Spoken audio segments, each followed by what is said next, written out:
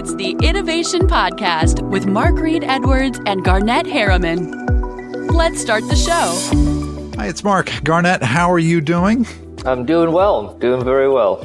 Cold, but hanging in there. Yeah, it's cold up here. It was minus 2 degrees here earlier today when I took the dog out. And I guess you haven't taken your dog out yet, have you? No, I'm waiting it out till it crests around 20 degrees, and then I can take my Caribbean self outside to brave the weather.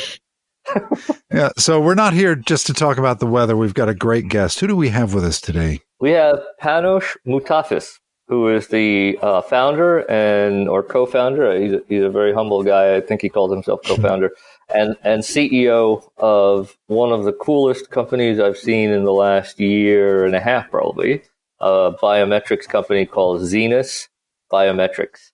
Panos wants to maybe say a couple of quick words by way of introduction first. Panos, tell us a little bit about yourself, and then I'll launch into the questions. Sure. First of all, I wanted to thank you for having me and for the very kind introduction. You're welcome.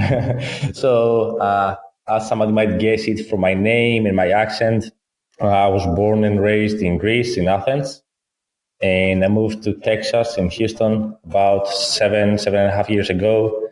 And since then, I have been working in facial recognition technologies. First, I did my PhD there, and upon graduation, we founded Zenus. Let me start from the beginning. What is the origin story or the backstory about Zenus and how it came to be, and who the cast of characters are, and what was what the company mission and philosophy? So the company was founded, legally speaking, with a different name in October 2015. I graduated from the University of Houston in December 2015 and spent most of 2016 putting together the team, recruiting, speaking to investors, validating the model, and so forth. So we started working together as a team. It was 4 of us, myself, EC, Raksak Talvar, and Rick Gentry. So we had a team of 4. We started working in Q4 2016, and we released the first version of the product in spring 2017 and did the first deployment in July 2017. So one of the things that we knew was that face recognition is very powerful. It has many applications, but it is very, very important to focus on one segment, on one use case, and make this perfect. Because even though the technology is very, very simple in principle, you just upload the photo, you enroll, and then you get a match. In practice, deploying something that it is quite new when it comes to commercialization and implementing it at scale globally, it has a unique set of challenges. So by focusing on one industry, one application, we knew we would have a very strong advantage on how we approach the sales approach, the implementation, deployments, and so forth. So we were exploring different vertical markets and different applications. And the one that stood out was the events industry. It can be a conference, exhibition, and so forth. So while we were waiting in line to go to a concert, one of the co-founders said, well, why don't we use it to speed up the check-in process? And then we started sending out emails to registration companies, ticketing platforms, event planners. And we had an amazing response rate. We had, to cold emails, a response rate of 30%. Why? Because this was an industry thirsty for innovation, thirsty for new technologies. It's all about making the life of the attendee easier, faster, more secure. So this was a very, very good match. And for the last part, as a company, we have 3 values. The first one is respecting the end user's privacy. And we have turned down a lot of business and we have missed a lot of opportunities just to be true to this value. The second one is to do things right. And this is both internally in our processes, but also externally on how we approach things. And the last value, the third value of the company is brutal honesty, radical honesty. So we are being very, very direct, both externally with our partners and clients, also internally in the team, because we feel that this is the best strategy. Sometimes people, they might not say the full truth or they might not express certain things because they're afraid of how this will impact others and themselves. But in our experience, it is always much, much better be very open about everything and discussing anything that you might have in your mind. And, one of my friends said, he really liked our values because he said each of them comes with a cost. And values are supposed to be like that. You should have a cost when you are implementing them properly, because otherwise they're not values, they're hobbies. I really like what you just said, especially around values 1 and 3. My facetious concern is that how are you going to protect people's data and still be radically honest? I think watching Facebook and Google and the rest of them, you kind of have to lie a little bit in order to make money from people's data. So it depends on your business model, and this is what we have done very, very well. So our go-to-market approach is we're working with existing registration companies, existing ticketing companies, and the way we work is the following. They're getting their hands on, when a person registers, they're collecting the first name, last name, email address, plus the photo. What they are sending to us is just the picture with the attendee ID. We never get our hands on the people's names, email addresses, and so forth. We just get a picture with the attendee ID. We are processing the picture to extract the facial geometry, and the picture is immediately deleted. So what we store is the face print plus the attendee ID. So when somebody tries to check in, we just return a match to the registration company, the attendee ID, and they find the name that this corresponds to, and then they can do the check-in process. And our system, 7 days after the event is over, is automatically deleting all the biometric data, including backups. So we completely wipe out the database. So it is a very, very clean process. And even though this is a clean process, we are still always making this an opt-in. So you have the option of providing your picture. You're not necessarily required to do that. Very interesting. And is the comprehensive data protection process that you have, is that something that's super desirable for the events industry, for the partners that you license this out to, or it must come up, right? So it really depends on the company, especially when you work with some of the biggest companies. So we did a deployment last month with a Fortune 100 company and so forth. They care more. Some of the smallest event planners, sometimes they do not are so sensitive with respect to the way data is being handled.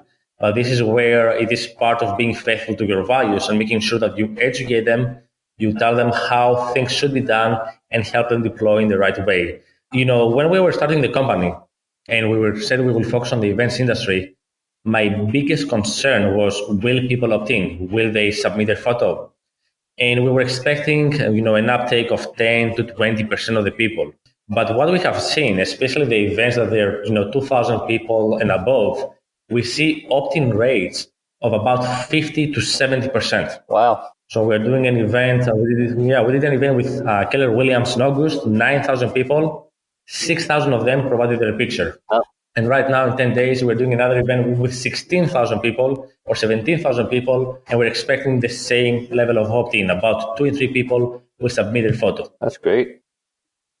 Hey, going back to the origin story of Zenus just a little bit, you are based in Houston. Houston is what I would consider part of this new generation of startup hubs, but historically, let's say over the last 10 or 15 years, or 15, 20 years ago, whatever it is, Houston wasn't always known as a startup or a high-tech hub. It was always known for the oil and the energy industry. And I'm curious whether being in Houston helped or in any ways hurt your startup prospects, or maybe a little bit of both. I think it's a little bit of both. And this happens no matter where you are in the world. There are always advantages and disadvantages. And if I may, as an entrepreneur, first, you have to make bold decisions. That's one. But second, you have to learn how to take adversity and turn it into an advantage. So speaking about Houston, we see more and more VCs opening up a branch here, having a venture associate permanently full-time in Houston. That's great. Yesterday, Station Houston, which is a co-working space incubator. They had their 3rd year anniversary, and it was a very, very big event where we participated. And there are many more, such as the Canon and a few other spaces that they are starting to open up. We have WeWork, and we get more and more people coming over. Now, the advantage with Houston is I think it's the 4th largest metropolis in the US. There's lots of people. The cost of living is very good. There's a lot of talent. And because on one hand, talent, a lot of people, there are in Houston, they're just hard to find most of the times. And when you are a startup and you're doing something exciting, it's much, much easier to recruit these people and get them on board and get, this high level of energy. On the other hand, it is true that we don't have yet the second or third generation of entrepreneurs to get, the advice, executives, and so forth. So it really depends on how you are going to see it. There are always advantages and disadvantages. But if you want to get started, especially for the seed stage, angel rounds, I think there's plenty of investors here willing to take a risk, and there's good talent, again, likewise, that they're willing to take a risk. And if I add one last thing, you get a lot of diversity. So in our team, we have people from virtually all over the world, including myself. We have all ethnic backgrounds. And when we launch the new website and we have the new team members, you're going to see that we have a very, very diverse and nice team. Very cool. Panos, how do you define machine vision? I've heard multiple creators and inventors and startup CEOs define it differently. If I may, I will start with the definition of machine learning, which is part of AI, artificial intelligence. And I apologize in advance, I'm going to be a little bit technical, but it's hard to resist. Machine learning is defined in the following way. We have a task T that we want to perform, and this can be, for example, face recognition. We have a way to measure the performance P, and then we have experience E. So essentially what you want to do is the more experience you get at doing the task T, is you want to get better and better performance. So for example, in face recognition, you can say the more data points you have, the more faces you have to train the system, the better it performs at distinguishing individuals. So that's machine learning. In nowadays, when you do this in a narrow problem, it can perform very, very well, often surpassing the performance of humans. In many cases, our system is much, much better than us at identifying people. It's really like mind-blowing. So putting aside the data privacy issue, is it true or not true that the core Zenus facial recognition technology, I'm simplifying as much as I can because I'm a layman, right, is improved by being implemented with larger volumes of faces? Or is it not true? It has no effect whatsoever, the high volume of faces that are being processed. At least for the time being, no, we don't make a difference on that. Okay. And I cannot disclose more details, but I can say that we are not using people's data to train at the moment. No, we don't. And so how does that core recognition technology get better over time? How is it that you get to being the best in the world at something, whatever, some aspect of facial recognition or all aspects of facial recognition?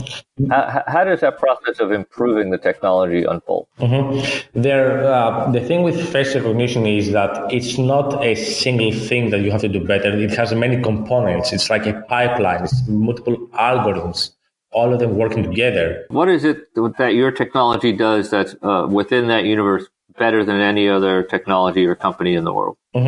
So what I would say is a combination of three things: accuracy, speed, and also pricing point and reliability on scale.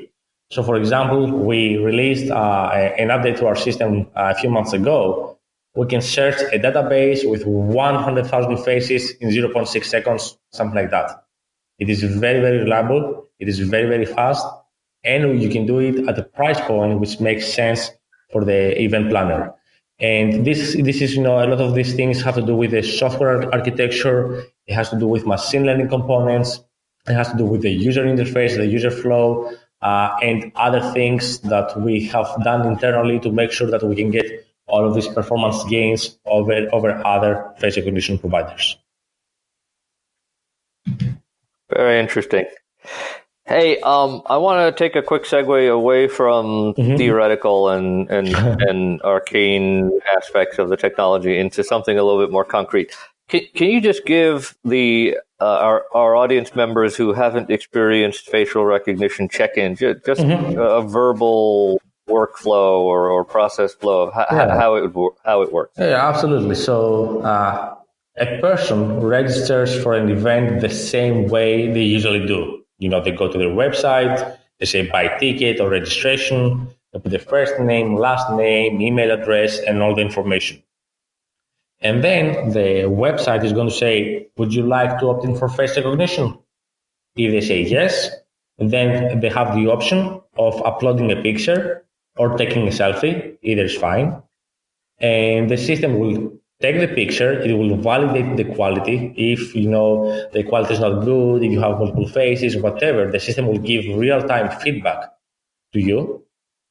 And once you have provided a good headshot, a good face, then you have to accept the terms and conditions, the privacy statement, and so forth, where we explain that we don't keep the images, that we delete the biometric data, and so forth.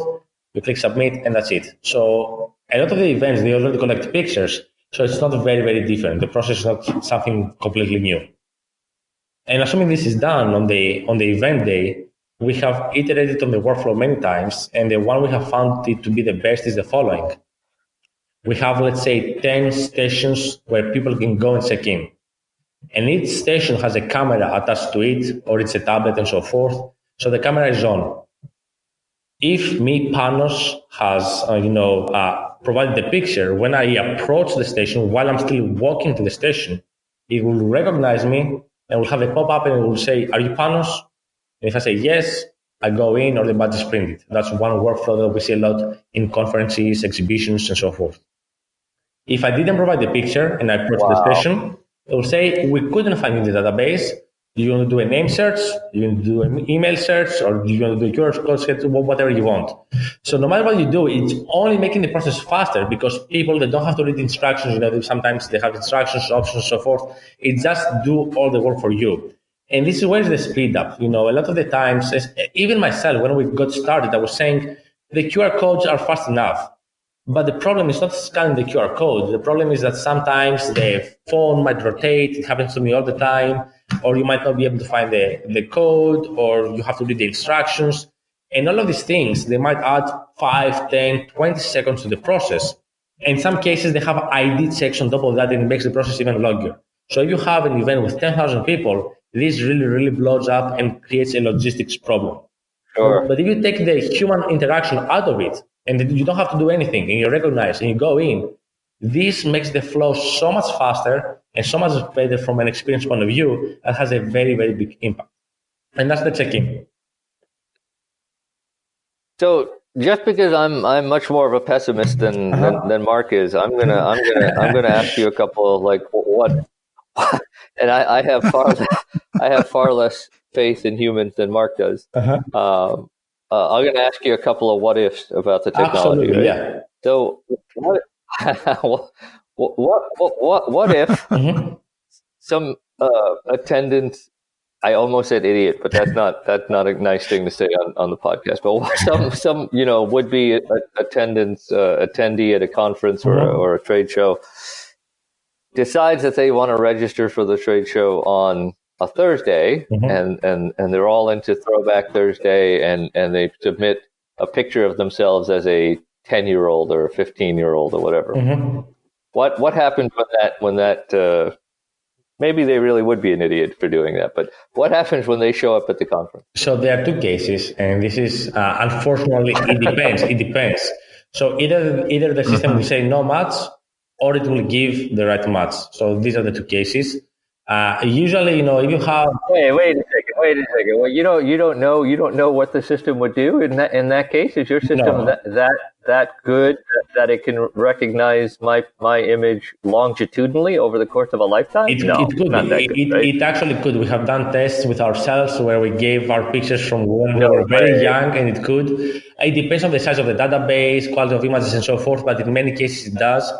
As I mentioned earlier, in many cases, the system is so much better than us in identifying faces that it's really blowing my mind. I've been working on this for so many years, but the technology is improving so fast. And yes.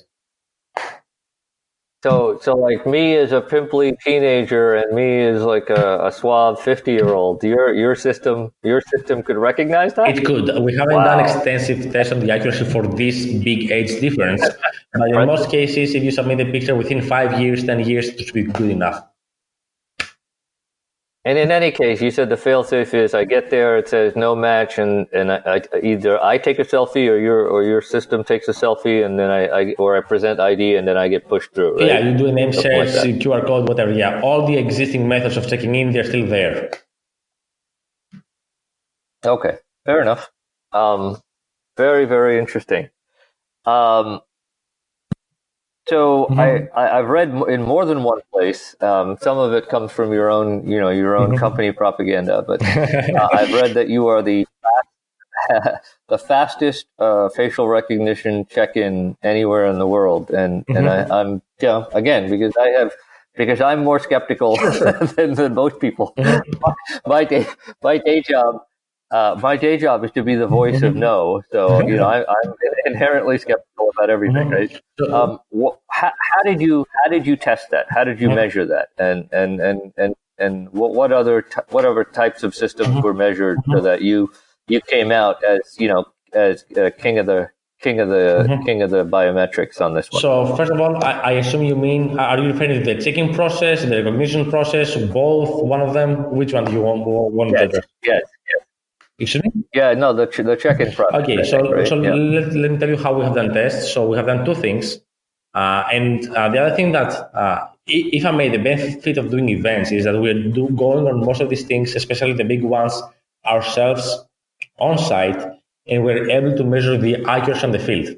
So we have people trying there and potentially doing interviews of the attendees to see, did they provide a picture, and we do these tests to see what accuracy we get on the field. Because the accuracy on the benchmarks and the accuracy on the field, they are two different things. When it comes to the speed, so what we have done, likewise, we had people doing timings. We had a stop clock, and we could do timings to see how fast people are going through. The other thing that we have done is we have lanes, and we don't do this anymore, but we were doing it in the past. We had separate lanes, one just QR code, one just face recognition. And then you could see how many people you can check in on average per hour. So these ways you can get a very good idea about what is the speed up. One of the things that I want to point out, which is very, very important, is that in most cases, in these B2B conferences, you need to have a host, somebody standing next to the kiosk to guide people and so forth. And this is what we have found, in addition to face recognition helping a lot, because they need to do less guidance on the people. If this person knows how to manage the crowd effectively, you can go much, much faster. So to give you an idea about industry averages, we have been able to check in on average 400 people per hour, including the badge printing process, the full thing. And the averages, depending on what is your process, it might be from 100 to 200 people. So in many cases, we have done 2 to 5x speed ups. I don't know that you timed it everywhere, but I know that you have implemented and operationalized in events around the world. That's one of the surprising things about a company as young as yours, that you essentially have a global footprint, a global client base. Can you comment on that a little bit? Absolutely. So we have done about, in the last 12, 14 months, I think we have done almost 60 events around the world. And we have done events if I start from Asia, Malaysia, Hong Kong, Indonesia. We have partners in Middle East, South Africa, lots of them in Europe, the US. Very cool. Slowly, we are doing also some in Australia. So we have some bookings coming in for Australia as well. So I think it's pretty much all over the world. And that means two things. We are living in a period of time that anybody can go online, they can reach out to you, and you can support clients using software all over the world. It also means I'm not sleeping at night because we have to do support remotely in all time zones, and you want to make sure that people get the service they deserve. But it's really, really exciting getting this feedback from people all over the world and seeing that the adoption, we don't see one country or one region being more receptive than the other.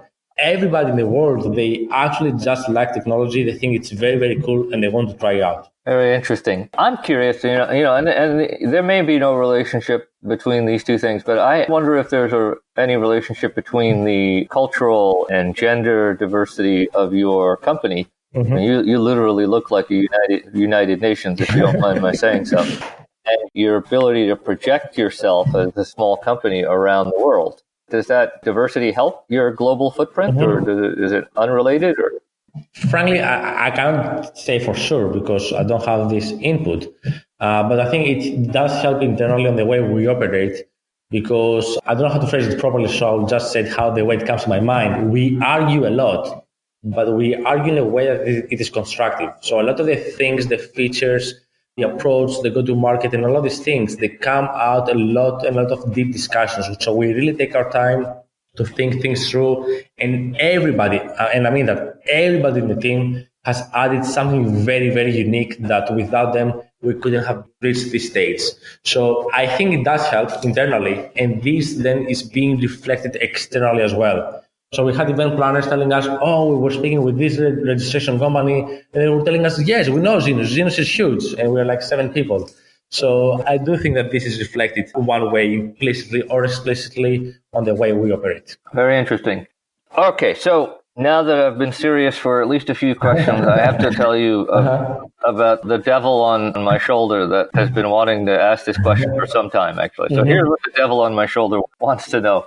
When you go to places like Asia and the Middle East and maybe even South Africa, and you do a show, have you ever been approached by some of these states that are more prone to be surveilling their citizens? Have you ever been approached by a government or a municipality or any kind of state organization about using your obviously very powerful facial recognition technology for surveillance on citizens? I'm not sure about citizens, so we have been approached by different agencies for different applications, but to date we have not worked with any of them. And again, this goes back to the core values that I mentioned, that we want to be able to respect people's privacy. I was thinking I was going to catch you in a bind on that other principle, but apparently you're a very consistent guy. I hope so. And just to be clear, it doesn't mean that we will not work on a security application or an access control application if it is implemented in the right way. But we want to make sure that our technology is being used responsibly. So talk to me a little bit about that one, if you can. I mean, I don't want you to. I don't want you to get arrested by Chinese security or the CIA or anything. But is there a scenario where you might be able to do things like, I don't know, criminal databases or, recognition for anti-terrorist things? Is that a potential future scenario on your product roadmap? I do not see this as being as part of what we're going to develop. Again, this is mostly the business decision. It's not the product development. We have the ability, we just don't. That's why we don't get people's names and email addresses and so forth, because, you don't even want to have the temptation of doing something like that. So we are staying away from it as much as possible from the way we have structured the company. But I can tell you, applications, we had some requests. We had a few requests, for example, for access control in buildings, because you want to offer a smooth experience to people. You want to increase security. It's a private space and so forth. Even in this case, if I may speak a little bit about privacy regulations, something that most people might not be aware, the state of Texas, Washington, Illinois, and starting next year, California, along with Europe with the GDPR, they have protections with respect to privacy. So the way it works, what is prohibited is taking a picture, scanning a face, and converting it to face geometry. So having a camera in, on the street, on top of the building, that is scanning every single person that is going through is not allowed. People always need to have an plan B, an option to enter a building, attend an event or whatever without having their face scanned if they do not want to. That's the privacy regulations. And a lot of these applications, they cannot be deployed for that reason. The thing is that sadly, many people, whether it's end user, providers, and so forth, they don't take the time to educate themselves about these things. And, some people say, sell fast, worry later, and so forth. We are always trying to be proactive, because if your reputation gets damaged in any way, it's the only thing you cannot fix later on. We want to be proactive and be ahead of the game when it comes to privacy. And we have many features in our platform that are in the same direction with that, with terms of security, retention, and so forth. Okay, so I've given you lots of opportunity to be a serious, thoughtful, sophisticated, ethical businessman, and I want to give you a chance now to be more of a futurist. What future, and long-term, short-term, middle-term, probably long-term, but what long-term usage of facial recognition are you willing to make a prediction about that will just blow people's minds? Well, the best prediction is that most predictions fail, so it's better to stay away from that. But You're an entrepreneur, so the goal is to fail faster, right? yeah, but if I may make a prediction, I would say that face recognition is going to go faster before it slows down. I can see regulation coming in the US on a federal level. That's my prediction. Wow. Maybe next year. But I do. And in my opinion, I think it is needed because you do want to make sure that this is a technology that is being implemented properly. But I do see it being expanded and being used more and more. For example, from not just access control, I think where you are going to see most of the value, especially as the costs keep going down, is on the service component. So this can be, for example, advertisements. This can be, personalization, convenience, accessing accounts online, and so forth. So I think this is where it's going to go. And, many years ago, I did make a prediction. So I was talking about how you get to tie AI with UX, and these two things have to go together. You cannot have just AI technologies just for that. You cannot have just user experience just for user experience. The combination of the personalized experience is the best. So you will go to a hospital and they will immediately have your record instead of having each time to input everything from the beginning. You will go to a bank and you'll be recognized and they will know what is the issue that you had. You will go, for example, to a store and they will say, "Oh, hi, we know that you have come here 2 times. This is your preference," and so forth. So we'll have to do a lot of things like that with personalization, like what we're doing with events, giving people an easier, faster check-in. You will see that more and more moving forward. And again, the important thing is to implement this in a responsible way so that people will trust it. Many years ago, when we had the online payments, most people were saying, "Oh, I don't know, will I go and put my information online? They're going to hack me," and so forth. And when it started being implemented more and more, and people saw that they have nothing to be afraid of for the most part, then when widespread adoption, everybody has an online account. And I think it's going to happen something similar with face recognition and these technologies, that the more comfortable people become, the more it will spread out. Well, my mind is blown. I don't know about you, Mark. We've talked for a while here, and it feels like we could talk for the rest of the afternoon about this. It's an amazing area, and it's developing so quickly. And the stuff that you're doing at Zenus it's unreal. I appreciate it. Yeah, I agree. I think it will grow very fast. Yeah, thanks for joining us, Panos. Thank you for having me. All right, great chat with Panos. Next episode will be a brief InnoNation, a new feature we're starting where we take a look at the innovation and entrepreneur culture of a region or city. We'll have Panos back in to talk about Houston, where he founded Zenus. Then on our next full episode, we've got an interview with Peter Stewart of Outlier Capital. Garnett and I chat with him about opportunity zones. So stay tuned. Thanks for joining Garnett and Mark on the Innovation Podcast.